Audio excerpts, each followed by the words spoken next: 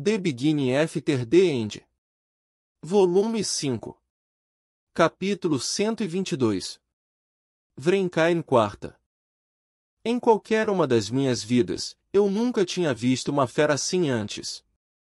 A fera que me agarrou parecia ser feita inteiramente de pedra polida. Em vez de olhos, duas cavidades escavadas irradiavam um brilho pálido que me estudava com um olhar curioso. Com mandíbulas salientes que me lembraram dos macacos, o animal soltou um rugido estrondoso, tremendo até os órgãos dentro do meu corpo. Do chão até onde meus pés estavam pendurados, ele tinha mais de 5 metros de altura. No entanto, apesar da situação em que eu estava, sob essa aterrorizante presença emitida por ele, não pude deixar de encarar com admiração. Não havia falha em seu corpo. Era como se a própria terra tivesse cuidadosamente polido esse monstro por milhões de anos, apagando qualquer uma das falhas que uma vez poderia ter.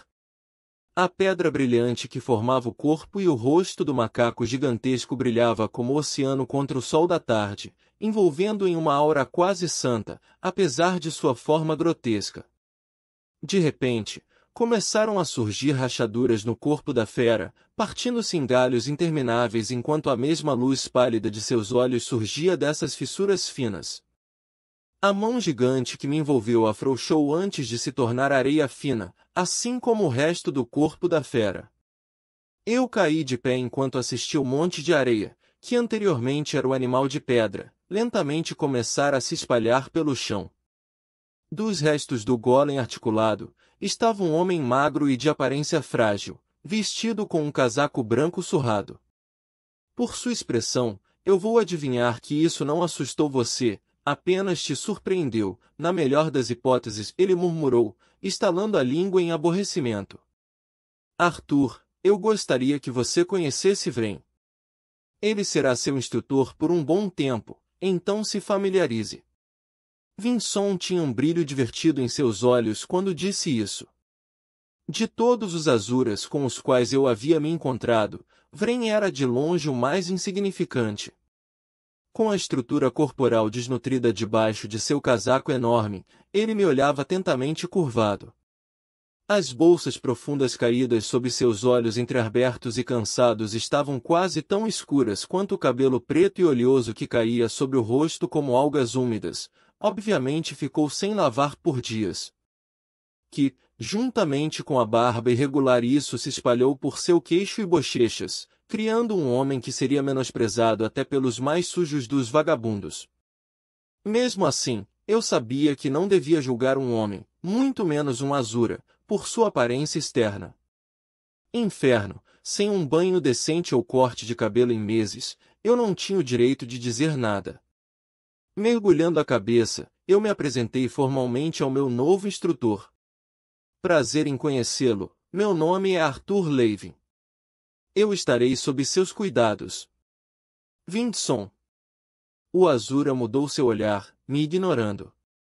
Quais são as ramificações que a sociedade humana coloca sobre quem está atrasado? Desculpe. Ramificações? Eu perguntei. Um dedo ou dedo do pé decepado, talvez? Não, isso parece um pouco grave.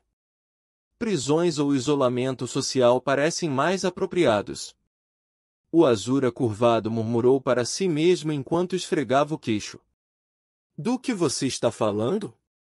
Não há ramificações ou consequências por estar um pouco atrasado. Disse incrédulo. O quê? O Azura parecia genuinamente surpreso. Nenhuma mesmo? Nenhuma ação punitiva é tomada para esse comportamento. Isso é menosprezado, mas não há acusações formais por se atrasar. Interveio Vincent.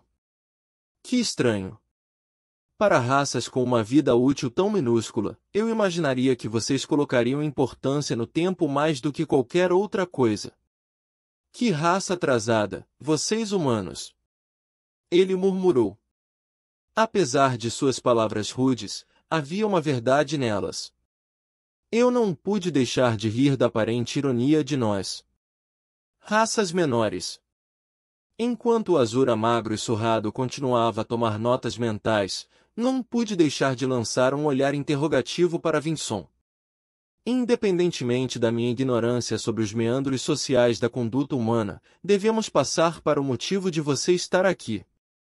Bem como por que eu vim para esta cratera abandonada por Deus na ponta de uma montanha. Agitando a mão como se quisesse descartar seus pensamentos desnecessários, o Azura se aproximou de mim.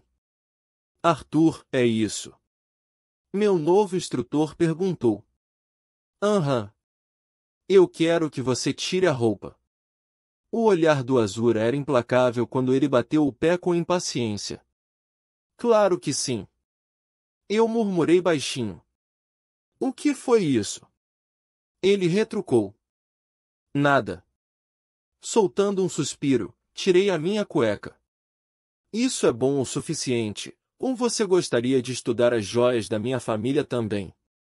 O suposto salvador dos seres inferiores conversa bastante. Respondeu Vren ironicamente. Ele começou a me circundar, me cutucando com o dedo. Quando o Azura viu a pena branca que Sylvia me deixou enrolada no meu braço, ele a removeu. Ei! Exclamei. Pena de dragão. Verdadeiramente um material de artesanato muito raro para desperdiçar como um aquecedor de braço. Você não acha? Material de artesanato. Eu ecoei curioso. As penas em nossas asas são um tipo específico de escama que possui muitas propriedades únicas. Desde o dia em que nascemos, nunca perdemos as penas que compõem nossas asas. Portanto, para um dragão deliberadamente dar a alguém suas penas, significa confiança e carinho. Respondeu Vinson. Vren devolveu a longa pena para mim. Eu nunca soube. Respondi, olhando para a longa pena branca que parecia sedosa entre meus dedos. Por que Miri não me contou sobre isso? Virei-me para Vinson. Ela deve ter tido suas razões. Respondeu o Azura em tom de desdém.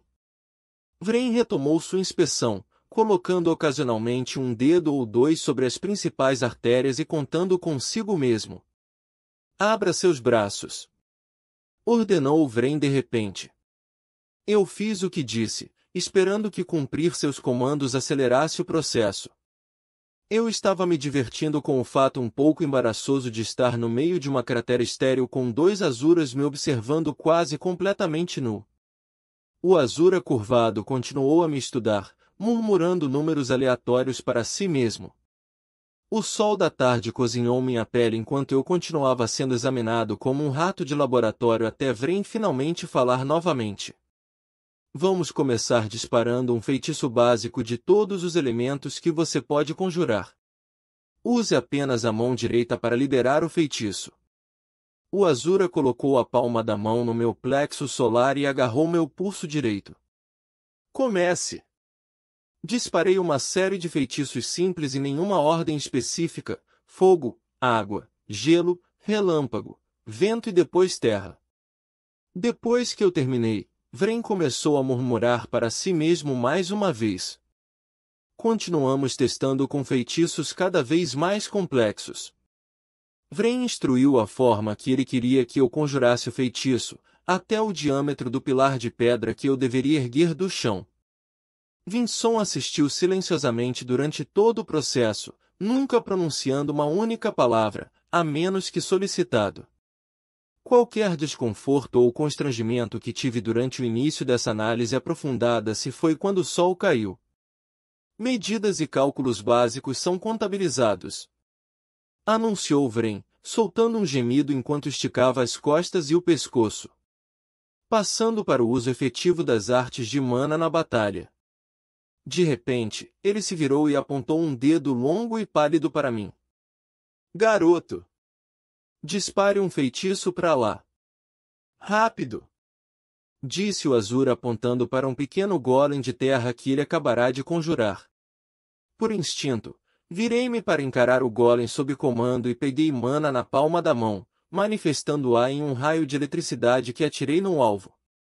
O golem fictício quebrou com o impacto, desmoronando em uma pequena pilha de pedras a apenas 20 metros de distância de onde estávamos.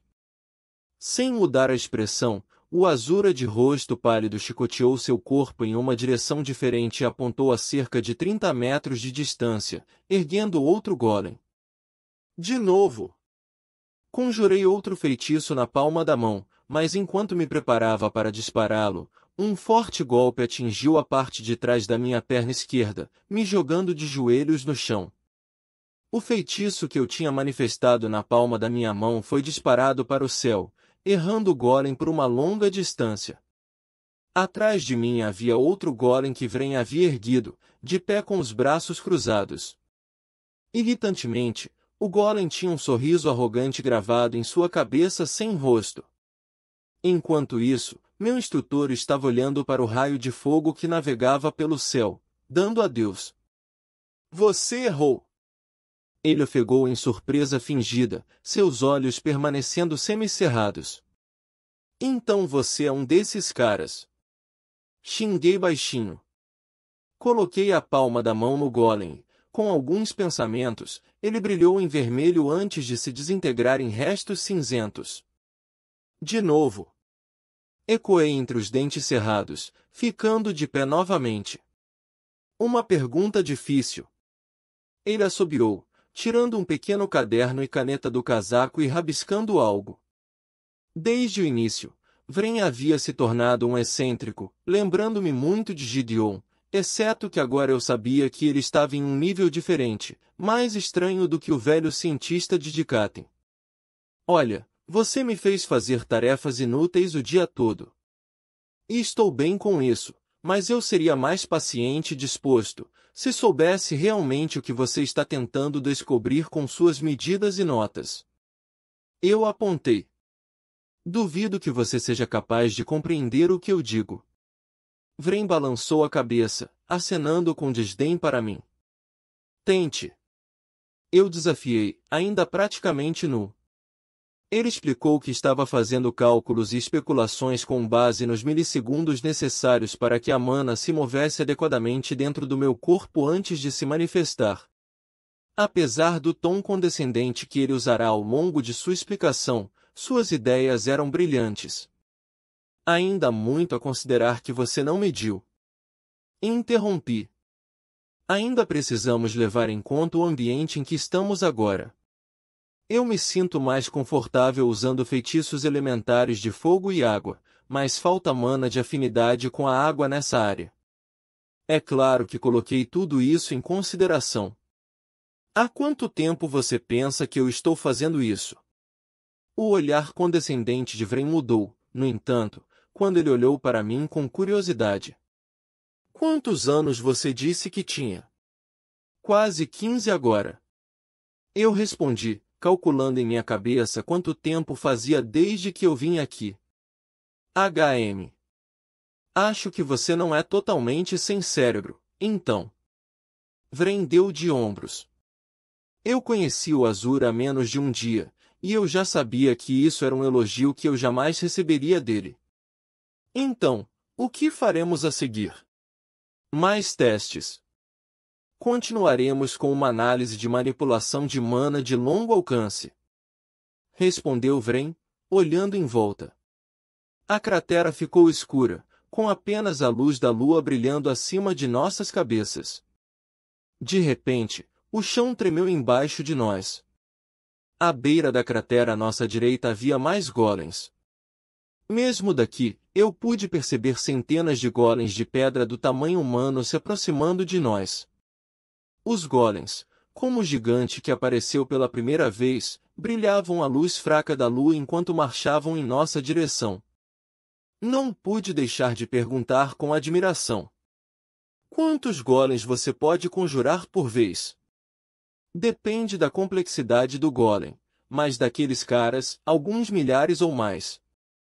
Agora, desse é o máximo. Vren apontou os dedos para os golems, indicando para eu explodi-los.